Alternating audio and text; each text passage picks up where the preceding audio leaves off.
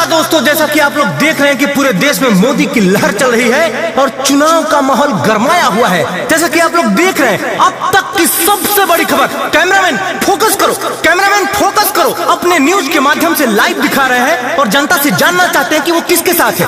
एक भाभी जी दिख रही है, इनसे पूछते हैं। भाभी जी प्लीज। हम देवर साथ से रहें।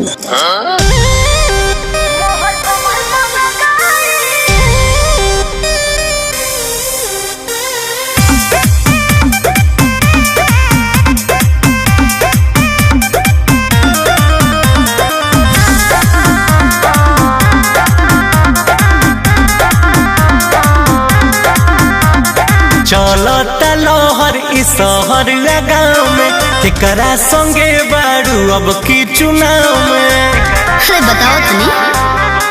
ए भौजी, चलता लहर इस शहर गाँव में, तेकरा संगे बाड़ू अब की चुनाव में। माइक में बोला हम लाइव देखा रही। एक मिनट, तू साफ सुथरा बात बतावा कि मोदी संगे रहबो कि दूसरा संगे रहबो? हम मोदी संगे रहो। मोहर कमल को लगाए, मोहर कमल को लगाए, बस मोदी के जिताए। मोहर कमल को लगाए, फिर मोदी के जिताए। बीजेपी संगे 24 में हैट्रिक लगाए। जय हिंद, जय भारत। मोहर कमल को लगाए, बस मोदी के जिताए। मोहर कमल को लगाए, फिर मोदी के जिताए। अच्छा, ऐसा का बात बा कि तू मोदी के इतना भक्त भइल बाड़ू, इतना बड़ा फैन भइल बाड़ू? मोदी हमारा पति, हमारा भाई, हमारा बाप, हमारा गुरु है। और अभी तो रुको, क्लाइमैक्स अभी बाकी है। हम उनके पर दिल दे बैठे हैं। मोदी आएंगे, मोदी आएंगे, मथुरा का मंदिर बनवाएंगे। मोदी आएंगे, ज्ञानवापी में भी झंडा लहराएंगे। मोदी आएंगे।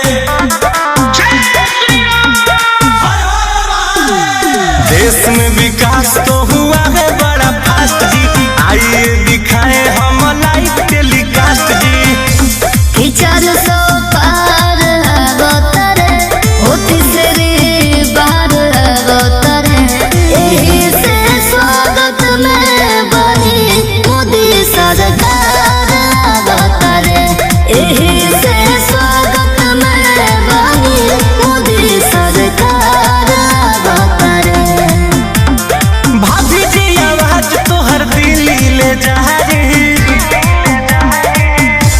एक बार फिर पूछा तानी, तू सोच के बतावा कि तू केकरा साथे रहबू? हम मोदी संगे रहो।